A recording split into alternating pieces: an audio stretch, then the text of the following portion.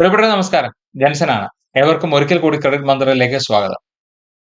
ഇന്ന് നമ്മൾ എടുത്തിരിക്കുന്ന സബ്ജക്ട് എന്ന് പറയുന്നത് സിവിലുമായി ബന്ധപ്പെട്ടുള്ളത് തന്നെയാണ്. കഴിഞ്ഞ 3 എപ്പിസോഡുകളിൽ കൃത്യമായിട്ട് സിവിലുമായി ബന്ധപ്പെട്ടുള്ള കാര്യങ്ങൾക്ക് കിട്ടിയ റെസ്പോൺസിന് എല്ലാവർക്കും ആദ്യമേ തന്നെ നന്ദി പറയുന്നു. അപ്പൊ ഇന്ന് നമ്മൾ പരിശോധിക്കുന്നത് ഒരു സിവിൽ റിപ്പോർട്ട് കൈ കിട്ടിയാൽ എന്തൊക്കെ കാര്യങ്ങളാണ് നമ്മൾ ശ്രദ്ധിക്കേണ്ടത്, എങ്ങനെയാണ് ഒരു സിവിൽ റിപ്പോർട്ട് നമുക്ക് മനസ്സിലാക്കാൻ സാധിക്കുക എന്നുള്ളതാണ്. നമ്മൾ പലപ്പോഴും ചിന്തിക്കുന്നത് സിബിൽ സ്കോറിനെ മാത്രം ആശ്രയിച്ചിട്ടാണ് ബാങ്കുകൾ നമ്മൾക്ക് ലോൺ നൽകുന്നത് എന്നുള്ളതാണ്.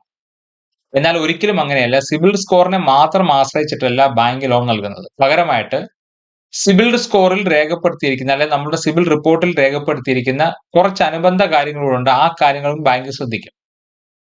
പ്രത്യേകിച്ച് number of days past due, അതായത് DPD എന്ന് പറയും. ഈ DPDയുടെ കൃത്യമായ ഡീറ്റെയിൽസ് നോക്കിക്കഴിഞ്ഞതിന് ശേഷം മാത്രമേ ബാങ്ക് ഒരാൾക്ക് ലോൺ നൽകത്തുള്ളൂ. കഴിഞ്ഞ ദിവസങ്ങളിൽ എങ്ങനെയൊക്കെയാണ് സിബിൽ സ്കോർ കൂട്ടാമെന്നുള്ള ഒരു വീഡിയോ ഞാൻ നിങ്ങൾക്ക് പറഞ്ഞു തന്നിട്ടുണ്ട്. ഇപ്പൊ സിബിൽ സ്കോർ ചുമ്മാ കൂട്ടിയിട്ടും കാര്യമില്ല. Number of days past due എത്രയുണ്ടെന്ന് ബാങ്ക് നോക്കി അതനുസരിച്ച് മാത്രമേ ബാങ്ക് ലോൺ നൽകത്തുള്ളൂ. അപ്പൊ പലരും വിചാരിക്കുന്നുണ്ട് സിബിൽ സ്കോർ കൂട്ടിയാൽ ഉടനെ നമുക്ക് ബാങ്ക് ലോൺ നൽകുമെന്ന്. ഒരിക്കലും സിബിൽ സ്കോർ കൂട്ടുന്നത് കൊണ്ട് മാത്രം ബാങ്ക് ഒരു കസ്റ്റമറിന് ലോൺ നൽകത്തില്ല. അപ്പൊ ഈ കാര്യം നിങ്ങൾ ശ്രദ്ധിക്കണം. അപ്പൊ ഈ DPD എങ്ങനെയാണ് പരിശോധിക്കുന്നതെന്നും ഒരു സിബിൽ റിപ്പോർട്ട് കിട്ടിയാൽ സിബിലിൽ നോക്കിയിട്ട് എന്തൊക്കെ കാര്യങ്ങൾ ബാങ്ക് ശ്രദ്ധിക്കുമെന്നും ഡീറ്റെയിൽ ആയിട്ട് ഞാൻ നിങ്ങൾക്ക് പറഞ്ഞുതരാം. ഇതനുസരിച്ചിട്ട് നിങ്ങളുടെ സിബിൽ സ്കോർ മെച്ചപ്പെടുത്താൻ, ഇതനുസരിച്ചിട്ട് സിബിലിൽ രേഖപ്പെടുത്തിയിരിക്കുന്ന കാര്യങ്ങളൊക്കെ സ്വയം മനസ്സിലാക്കാൻ നിങ്ങൾക്ക് സാധിക്കുമെന്ന് വിശ്വസിക്കുന്നു.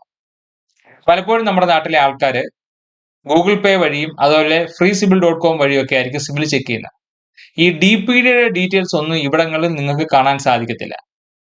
അപ്പം യഥാർത്ഥത്തിലുള്ള ഒരു സിബിൽ റിപ്പോർട്ട് കൈകിട്ടി ആ റിപ്പോർട്ട് പരിശോധിക്കുന്നത് എങ്ങനെയാണെന്ന് മനസ്സിലാക്കിയാൽ മാത്രമേ സിബിലിൽ കൊടുത്തിരിക്കുന്ന രേഖകൾ എന്തൊക്കെയാണെന്ന് നമ്മൾ സ്വയം മനസ്സിലാക്കി നമ്മുടെ തെറ്റ് തിരുത്താനും, അതേപോലെ തന്നെ ബാങ്കിൽ കൊണ്ടു കൊടുക്കുന്ന സമയത്ത് ബാങ്ക് അത് മനസ്സിലാക്കിയിട്ടായിരിക്കും തീർച്ചയായിട്ടും അവര് റേറ്റ് ഓഫ് ഇൻട്രസ്റ്റ് തീരുമാനിക്കുന്നതും ഇങ്ങനെയുള്ള കാര്യങ്ങളെല്ലാം. അപ്പൊ ഡീറ്റെയിൽ ആയിട്ട് നമുക്ക് വീഡിയോയിലോട്ട് കടക്കാം. ഇന്ന് നമ്മൾ എടുത്തിരിക്കുന്നത് 638 സിബിൽ സ്കോർ ഉള്ള ഒരാളുടെ സിബിൽ റിപ്പോർട്ടും രണ്ടാമത് എടുത്തിരിക്കുന്നത് 803 സിബിൽ സ്കോർ ഉള്ള ഒരാളുടെ റിപ്പോർട്ടുമാണ്. ഈ രണ്ട് റിപ്പോർട്ടുകൾ എങ്ങനെയാണ് പരിശോധിക്കുന്നതെന്നും എന്തെല്ലാം കാര്യങ്ങൾ ബാങ്ക് ശ്രദ്ധിക്കുമെന്നും നമുക്ക് ഡീറ്റെയിൽ ആയിട്ട് നോക്കാം. ആദ്യം നമുക്ക് 638 സിബിൽ സ്കോർ ഉള്ള ഒരാളുടെ ഡീറ്റെയിലോട്ട് നോക്കാം. ഒത്തിരി ഡീറ്റെയിൽ വേണ്ട, നിങ്ങൾക്ക് മനസ്സിലാകുന്ന ലെവലിലേക്ക് പെട്ടെന്ന് കാര്യങ്ങൾ പറഞ്ഞു തരാം. അതായത് സിബിൽ റിപ്പോർട്ട് നമ്മൾ ജനറേറ്റ് ചെയ്യുന്നു. അവിടെ consumer ID, member ID details എല്ലാം മുകളിലത്തെ സൈഡിൽ കാണും. നമ്മൾ ഡേറ്റ് എന്നാണെന്നും ഈ കാര്യങ്ങളൊക്കെ കാണും. അതുപോലെ തന്നെ കസ്റ്റമറിന്റെ അല്ലെ കൺസ്യൂമറിന്റെ പേരും ഡേറ്റ് ഓഫ് ബർത്തും ഏത് ജെൻഡർ ആണെന്നുള്ളത് നമുക്ക് ഇവിടെ കാണാം. പിന്നെ സിബിൽ റിപ്പോർട്ട്. അത് കഴിഞ്ഞതിന് ശേഷം ഇവിടെ എത്രയാണ് ഹൈ റിസ്ക്, ലോ റിസ്ക്, എന്തൊക്കെ കാര്യങ്ങളാണ് ഇവിടെ എന്നുള്ളത് നമുക്ക് നോക്കാം. ബാങ്ക് പരിശോധിക്കുന്ന അതിന് ശേഷം നമ്മളുടെ പാൻ കാർഡിന്റെ നമ്പർ, ഫോൺ നമ്പറുകൾ, ഇമെയിൽ അഡ്രസ് ഇതെല്ലാം ഇവിടെ രേഖപ്പെടുത്തിയിട്ടുണ്ട്. ഞാനിത് ഈ കസ്റ്റമറുടെ പ്രൈവസിയെ മാനിച്ചുകൊണ്ടാണ് ഇതെല്ലാം ഞാൻ ബ്ലാക്കിൽ ഇത് ചെയ്തിരിക്കുന്നത്. അപ്പൊ നിങ്ങൾ അത് മനസ്സിലാക്കുമെന്ന് വിശ്വസിക്കുന്നു. അപ്പൊ കസ്റ്റമറിന്റെ അഡ്രസ്സ്, അതുപോലെ തന്നെ ഓഫീസിന്റെ അഡ്രസ്സ്, ഈ കാര്യങ്ങളെല്ലാം ഇവിടെ വരും. പിന്നീട് അവരെടുത്തിരിക്കുന്ന ലോണുമായി ബന്ധപ്പെട്ട അല്ലെ എൻക്വയറിയുമായി ബന്ധപ്പെട്ടുള്ള ഡീറ്റെയിലുകളാണ് ഇവിടെ വരുന്നത്. എംപ്ലോയ്മെന്റ് ഇൻഫർമേഷന് ഇങ്ങനെയുള്ള കാര്യങ്ങളൊക്കെ ഇവിടെ വരും. അപ്പം ഏത് സ്ഥാപനമാണെന്നുള്ളതാണ് അവിടെ കാണിക്കുന്നത്.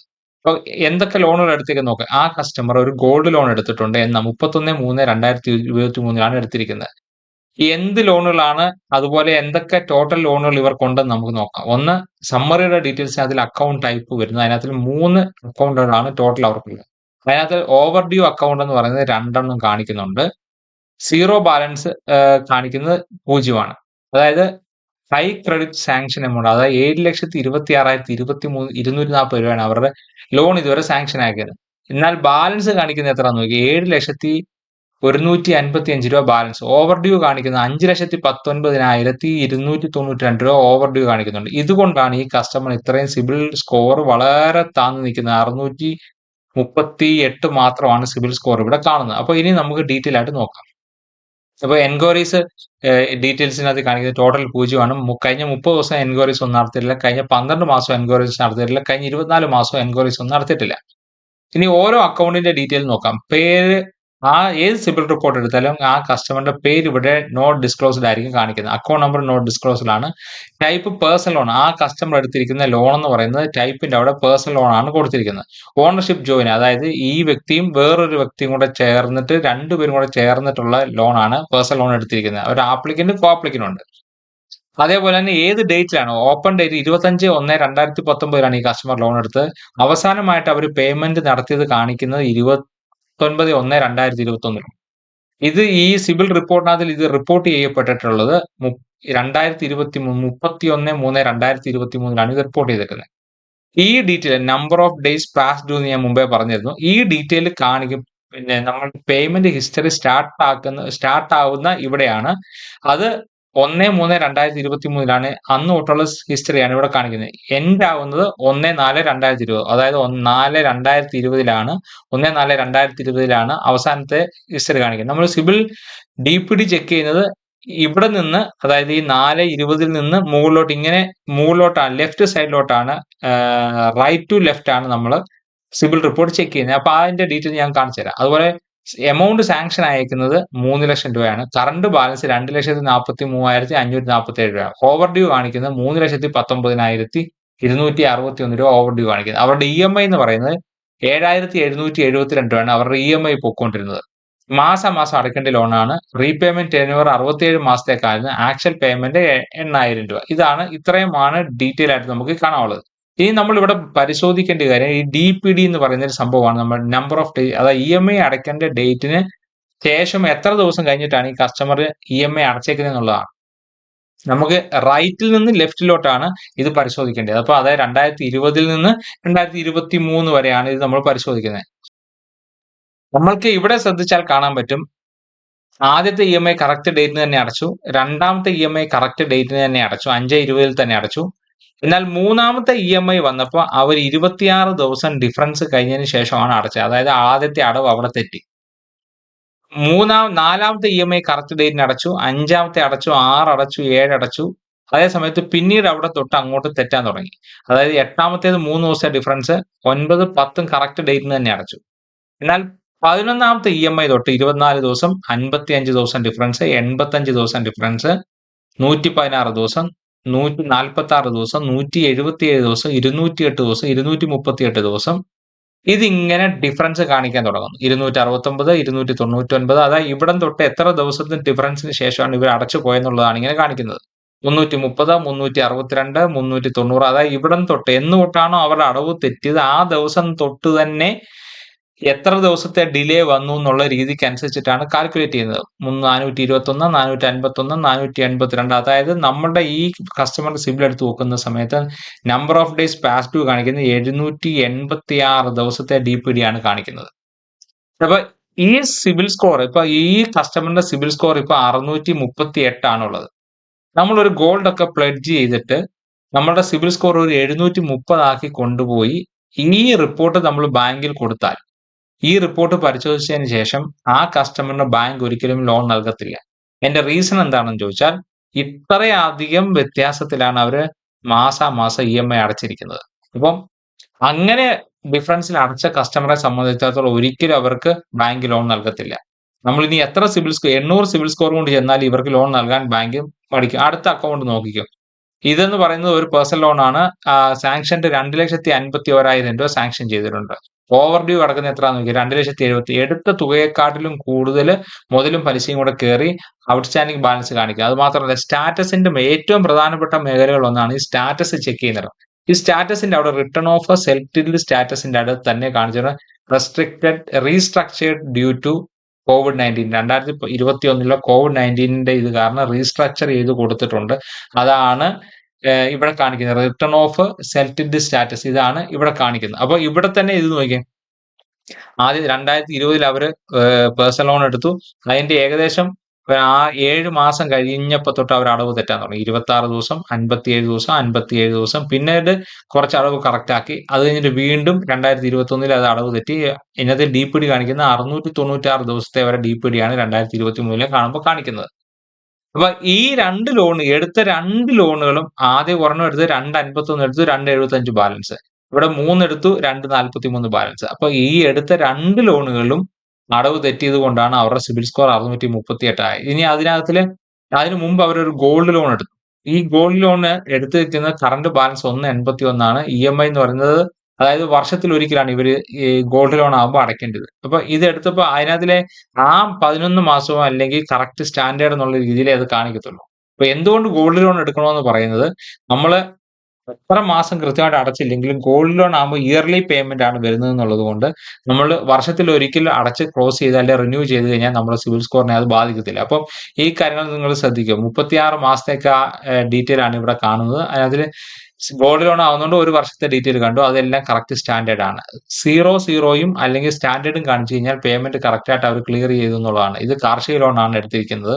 അതായത് 7% പലിശ വരുന്നതുകൊണ്ട് കാർഷിക ലോൺ ആണ് എടുത്തത്. ആ കാർഷിക ലോൺ അവർ കൃത്യമായിട്ട് ക്ലിയർ ചെയ്തു. ഇതാണ് ഈ കസ്റ്റമറിന്റെ ഡീറ്റെയിൽ എന്ന് പറയുന്നത്. ഇത്രയുമാണ്.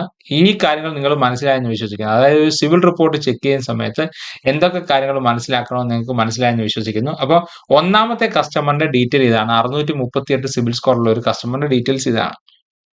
ഇനി രണ്ടാമത്തെ സിബിൽ സ്കോർ, അതായത് 803 സിബിൽ സ്കോർ ഉള്ള വ്യക്തികളുടെ ഡീറ്റെയിൽ, അതായത് മുമ്പേ പറഞ്ഞതുപോലെ കൺസ്യൂമർ നമ്പറുകൾ, കസ്റ്റമർ ഡീറ്റെയിൽസുകൾ, സ്കോർ എത്രയാണെന്നുള്ളതെല്ലാം ഇവിടെ കാണാൻ പറ്റും. പിന്നെ voter I D number, pan card, I D card number, telephone നമ്പറുകൾ, ഇമെയിൽ അഡ്രസ്സുകളെല്ലാം നമുക്ക് ഇവിടെ കാണാൻ പറ്റും. അത് കഴിഞ്ഞതിന് ശേഷം എന്ത് ടൈപ്പ് ലോണാണ്, അതായത് ബിസിനസ് സെക്ടർ ലോണുകളാണ്, അഗ്രികൾച്ചർ ലോണാണ് എടുത്തിരിക്കുന്നത്, അതായത് ഗോൾഡ് ലോണാണ് ഈ കസ്റ്റമർ കൂടുതലായിട്ട് എടുത്തിരിക്കുന്നത്. ടോട്ടൽ അക്കൗണ്ട് എന്ന് പറയുന്നത് 9 ആണ്. ഇതുവരെ മൊത്തം സാങ്ഷൻ അയക്കുന്ന തുക എന്ന് പറയുന്നത് 7,59,000 രൂപയാണ് മൊത്തം സാങ്ഷൻ അയക്കുന്നത്. റീസെന്റ് 2027, ഓൾഡസ്റ്റ് 2017 ആണ്. അപ്പൊ നമുക്ക് ഡീറ്റെയിൽ ആയിട്ട് നോക്കാം. അക്കൗണ്ടുകൾ, മെമ്പറിന്റെ നെയിം ഇവിടെ ഡിസ്ക്ലോസ് ചെയ്തിട്ടില്ല. ഇങ്ങനെയുള്ള കാര്യം. എന്ത് ലോണാണ്? ബിസിനസ് ലോണാണ്. പ്രയോറിറ്റി സെക്ടർ അഗ്രികൾച്ചർ ലോൺ, അതായത് കാർഷിക സ്വർണ്ണ വായ്പയാണ് ഇവരെടുത്തിരിക്കുന്നത്. കാർഷിക ലോൺ ആയിട്ടാണ് സ്വർണം കൊണ്ട് പണയം വെച്ച് ലോൺ എടുത്തിരിക്കുന്നത്. ഓപ്പൺ 2020 എടുത്തു. ലാസ്റ്റ് പേയ്മെന്റ് അടച്ചേക്കുന്നത് 18/11/2020 ലാസ്റ്റ് പേയ്മെന്റ് അടച്ചേക്കുന്നത്. ക്ലോസ്ഡ് ആണ് ഡീറ്റെയിൽസ്. ഇതിനകത്ത് ഹിസ്റ്ററി, അതായത് ലോൺ എടുത്ത് 2 മാസം കഴിഞ്ഞാലേ 4 മാസം കഴിഞ്ഞപ്പോഴത്തേന് അവർ കൃത്യമായിട്ട് പൈസ അടച്ച് ക്ലോസ് ചെയ്തു. അപ്പൊ 39,000 രൂപയായിരുന്നു ആകെ സാങ്ഷൻ ആയത്. EMI 39,000 ആണ് കാണിക്കുന്നത്. റീപേയ്മെന്റ് ഡ്യൂ എന്ന് പറയുന്നത് 12 ആണ്. പലിശ നിരക്ക് 7%. അത് 4 മാസം കഴിഞ്ഞപ്പോൾ തന്നെ അവർ അത് ക്ലോസ് ചെയ്തു. രണ്ടാമത്തെ ലോൺ എന്ന് പറയുന്നത് 45,000 രൂപയുടെ ഒരു ലോണാണ്. ആ 45,000 രൂപയുടെ ലോണും കറക്റ്റ് ആയിട്ട് അവർ 45,500 രൂപയാണ് അവർ സാങ്ഷൻ ആക്കിയത്. അതിന്റെ അടവും കറക്റ്റ് ആണ്. അതായത് ഗോൾഡ് ലോൺ തന്നെയാണ് അത്. ഇത് നോക്കിയേ, കറക്റ്റ് 00 ആണ് എല്ലാം രേഖപ്പെടുത്തിയിരിക്കുന്നത്. കറക്റ്റ് അടവ് തന്നെ പോയിട്ടുണ്ട്. മൂന്നാമത്തെ ലോൺ എന്ന് പറയുന്നത് ബിസിനസ്, അതും ഗോൾഡ് ലോൺ തന്നെയാണ്. അതും കറക്റ്റ് ആണ്. 1,00,000 രൂപ അവരെടുത്തു.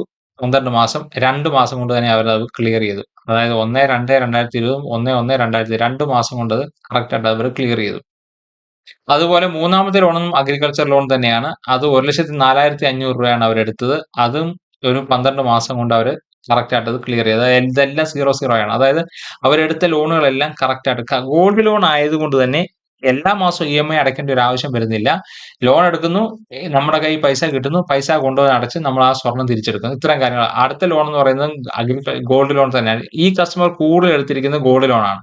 സിബിൽ സ്കോർ 803 ആയതിന്റെ പിന്നിലുള്ള രഹസ്യവും അത് തന്നെയാണ്. എടുത്ത ലോണുകളെല്ലാം, ഓൾമോസ്റ്റ് എല്ലാ ലോണുകളും പിന്നെ ഗോൾഡ് ലോൺ ആയതുകൊണ്ട് തന്നെ പ്രത്യേകിച്ച് റിപ്പോർട്ടിങ്ങിന്റെ കാര്യം വരുന്നില്ല. കറക്റ്റ് ആയിട്ട് അവരത് കൊണ്ടുവന്ന് അടച്ച് ക്ലോസ് ചെയ്ത് ക്ലിയർ ചെയ്തിട്ടുണ്ട്. ഇനി അതുപോലെ ഇനി അടുത്ത് ഏറ്റവും അവസാനത്തെ ലോൺ എന്ന് പറയുന്നത്, അവരുടെ ലോൺ എന്ന് പറയുന്നത് 2 വീലർ ലോൺ അവരെടുത്തിട്ടുണ്ട്. അത് 2017 എടുത്തു, 2020 ക്ലോസ് ചെയ്തു. 57,000 രൂപ സാങ്ഷൻ ആയത്. മാസം 2,106 രൂപ EMI അടയ്ക്കണമായിരുന്നു. മൊത്തം 36 മാസത്തെ അടവായിരുന്നു. ഇൻട്രസ്റ്റ് റേറ്റ് 10.99% പലിശ നിരക്കിലാണ് അവരെടുത്തത്. അവർ 2018 എടുത്ത് നോക്കി, ഇവിടെ എല്ലാം 0, 0, 0, 0 എല്ലാം 00 ആണ്. അതായത് കറക്റ്റ് ഡേറ്റിന് തന്നെ EMI അടയ്ക്കുന്നുണ്ട് അവര്. അപ്പൊ 2018 അവര് ലോൺ എടുത്തതിന് ശേഷം 2021 അവർ ക്ലോസ് ചെയ്യുന്ന ദിവസം വരെ ഒരടവ് പോലും തെറ്റിക്കാത്ത കസ്റ്റമറാണ്. ആ ഒരടവ് പോലും തെറ്റിച്ചില്ലാത്തത് കൊണ്ട് തന്നെ കൃത്യമായിട്ട് അവരുടെ പിന്നെ ലോൺ സാങ്ഷൻ പിന്നെ റിപ്പോർട്ട് ക്ലിയർ ചെയ്തു. ആ റിപ്പോർട്ടാണ് ഇത് നമുക്ക് ഇവിടെ കാണാൻ സാധിക്കുന്നത്. അപ്പൊ ഈ കാര്യങ്ങൾ നിങ്ങൾക്ക് മനസ്സിലായെന്ന് തോന്നുന്നു. അതായത് ഒരു 803 സിവിൽ സ്കോർ ഉള്ള ഒരു വ്യക്തി ഏറ്റവും കൂടുതൽ എടുത്തിരിക്കുന്ന ഗോൾഡ് ലോണും അതേപോലെ തന്നെ ഒരു 2 വീലർ ലോണുമാണ്. എല്ലാ ലോണുകളും കറക്റ്റ് അടവ് 00 ആണ് എല്ലാ ലോണുകളും കാണിക്കുന്നത്. ഒരടവ് പോലും ആ കസ്റ്റമറിന്റെ വ്യത്യാസം ഉള്ളതായിട്ട് കാണുന്നത്. എല്ലാം നോക്കി, എവിടെ നോക്കിയാലും 00. അതേസമയത്ത് ആ സിബിൽ സ്കോർ തെറ്റിയ കസ്റ്റമറിന്റെ ഡീറ്റെയിൽസ് നോക്കി, അവിടെ എവിടെ നോക്കുമ്പോഴെല്ലാം DPD കാണിക്കുന്നത് ഓരോ ദിവസത്തെ 00 കണ്ടു കഴിഞ്ഞിട്ട് ഇങ്ങനെ മുന്നോട്ട് വന്നു കഴിയുമ്പോൾ, ഇവിടൊക്കെ വന്നു കഴിയുമ്പോൾ 55 ദിവസം, 85 ദിവസം, 116 ദിവസം, 146, ഓരോ അതായത് ഇവിടെ തൊട്ട് അടവ് തെറ്റി 24 ദിവസം കഴിഞ്ഞിട്ട് പിന്നെ അടുത്ത 55 ദിവസമായി. അടുത്ത 30 ദിവസം കഴിഞ്ഞിട്ട് അവർ കറക്റ്റ് ആയിട്ട് ഡേറ്റിന് അടവ് അടച്ചില്ല. അപ്പൊ അത് ഇങ്ങനെ കാണിച്ച് 786 ദിവസത്തെ വരെ DPD കാണിക്കുന്നത്. അപ്പൊ ഇങ്ങനെയാണ് ഒരു കസ്റ്റമറിന്റെ സിബിൽ ഡീറ്റെയിൽ ബാങ്ക് ചെക്ക് ചെയ്യുന്നത്. ഇനിയിപ്പോ നിങ്ങൾ മനസ്സിലാക്കിക്കോണം, ഒരിക്കൽ പോലും സിബിൽ റിപ്പോർട്ട് ജനറേറ്റ് ചെയ്യുമ്പോൾ സിബിൽ സ്കോറിനെ മാത്രം ആശ്രയിച്ചിട്ടല്ല ബാങ്ക് ലോൺ നൽകുന്നത്. അതേപോലെ തന്നെ സിബിലിനകത്തിൽ കാണിച്ചിരിക്കുന്ന DPD എന്ന് പറയുന്ന number of days past due എന്നും അതേപോലെ തന്നെ റിട്ടേൺ ഓഫ് സ്റ്റാറ്റസ് ഇവിടുത്തെ സ്റ്റാറ്റസിനകത്തിൽ എന്തൊക്കെ കാര്യങ്ങൾ രേഖപ്പെടുത്തിയിരിക്കും എന്നുള്ളത് നോക്കും. അപ്പൊ ഈ സിബിൽ സ്കോർ കുറവുള്ള കസ്റ്റമറിന്റെ സ്റ്റാറ്റസ് എടുക്കുന്ന സമയത്ത് ആ സ്റ്റാറ്റസിന്റെ അവിടെ എന്താ കാണുന്നത്? റിട്ടേൺ ഓഫ് അല്ലെ സെറ്റിൽമെന്റ് സ്റ്റാറ്റസിന്റെ അവിടെ റീസ്ട്രക്ചേർഡ് ഡ്യൂ ടു COVID-19 എന്നുള്ളതാണ് കാണുന്നത്. അപ്പോൾ ഈ കാര്യങ്ങൾ നിങ്ങൾക്ക് എല്ലാവർക്കും മനസ്സിലായെന്ന് വിശ്വസിക്കുന്നു. സിബിൽ റിപ്പോർട്ട് ജനറേറ്റ് ചെയ്യുമ്പോൾ സിബിൽ സ്കോർ മാത്രം ആശ്രയിച്ചിട്ടില്ല ബാങ്കുകൾ ലോൺ കൊടുക്കുന്നത്. പകരമായിട്ട് സിബിൽ സ്കോറിനോടൊപ്പം തന്നെ സിബിൽ റിപ്പോർട്ടിനകത്തിൽ കാണിക്കുന്ന DPDയുടെ ഡീറ്റെയിൽസും ആശ്രയിച്ചിട്ടാണ് ഒരു കസ്റ്റമർ ലോൺ കൊടുക്കുന്നത്. അപ്പം ഈ കാര്യങ്ങളെല്ലാം മനസ്സിലായെന്ന് വിശ്വസിക്കുന്നു. അടുത്ത വീഡിയോ അടുത്ത ദിവസം കാണുന്നവരേക്കും എല്ലാവർക്കും ഒരിക്കൽ കൂടി നമസ്കാരം പറഞ്ഞുകൊണ്ട് നിർത്തുന്നു. നന്ദി, നമസ്കാരം. Thank you.